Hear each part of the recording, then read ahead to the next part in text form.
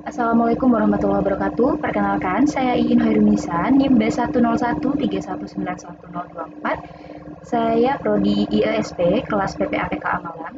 Saya ingin melakukan presentasi guna melengkapi tugas mandiri dari ekonomi publik. Kita langsung saja masuk ke rangkuman materi. Ada di sini pengeluaran pemerintah.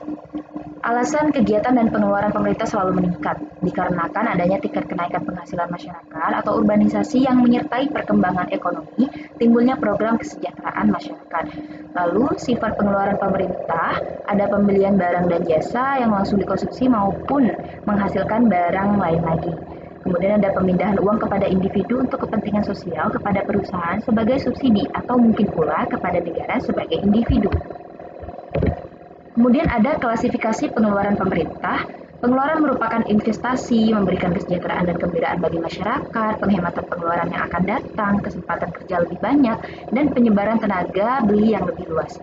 Efisiensi dalam pengeluaran pemerintah ada 4, ada keadilan atau equity, ada efisiensi ekonomi, ada kepaternalisme, dan kebebasan perorangan. Kemudian penggolongan pengeluaran pemerintah itu ada 5 poin, ada self-liquidating, reproduktif, tidak self-liquidating, dan tidak pula reproduktif, ada yang tidak reproduktif dan bersifat pemborosan, ada juga merupakan penghematan untuk masa yang akan datang. Lalu ada kebijakan subsidi di sini.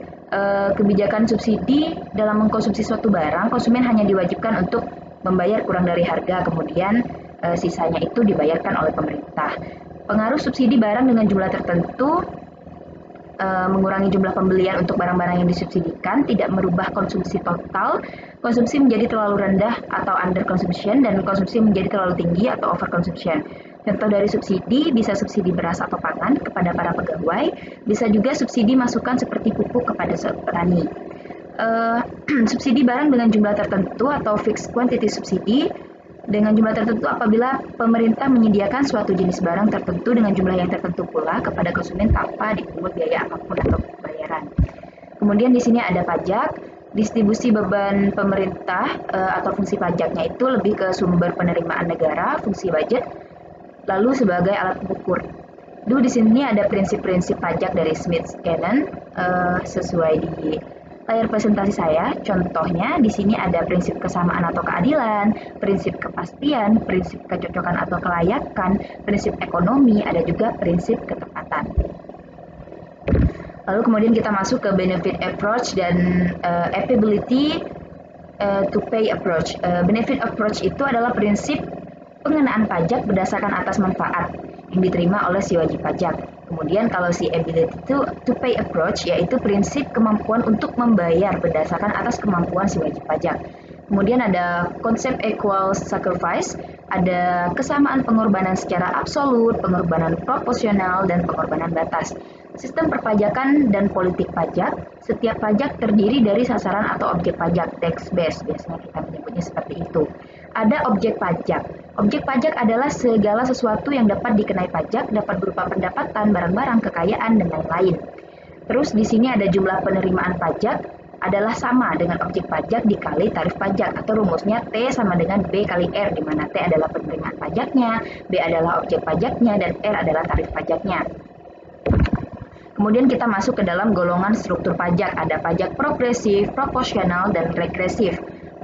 Pengaruh pajak terhadap ekonomi ada pengaruhnya pada produksi, komposisi produksi, pengaruh juga kepada distribusi pendapatan. Terus kita masuk ke fiskal dan moneter. Kebijakan fiskal adalah kebijakan ekonomi yang dilakukan oleh pemerintah untuk mengelola dan mengarahkan kondisi ekonomi ke arah yang lebih baik atau yang diinginkan. Caranya dengan mengubah atau memperbarui penerimaan atau pengeluaran pemerintah. Pengendalian pengeluaran pemerintah bisa sangat membantu dalam kebijakan fiskal. Kebijakan fiskal sangat erat hubungannya dengan ekonomi makro. Kenapa begitu? Kebijakan fiskal mengelola perekonomian suatu negara dan juga pertumbuhan ekonomi suatu bangsa.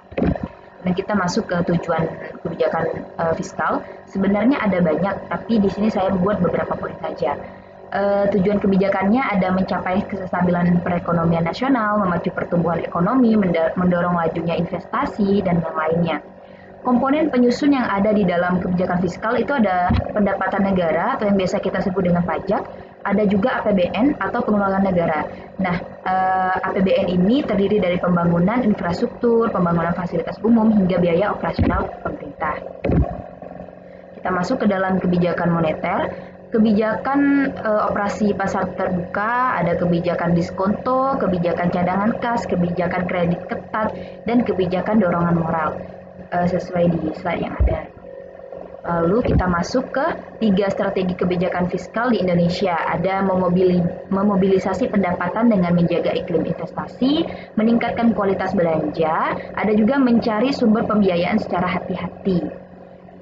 Ada juga 5 hal yang menjadi fokus APBN. Penguatan kualitas SDM, akselerasi pembangunan infrastruktur, penguatan program perlindungan sosial, penguatan kualitas desentralisasi fiskal, ada juga antisipasi ketidakpastian global. Nah, mungkin itu saja presentasi dari rangkuman materi saya. Sekian, terima kasih. Jika ada kekurangan, mohon dimaafkan. Wassalamualaikum warahmatullahi wabarakatuh.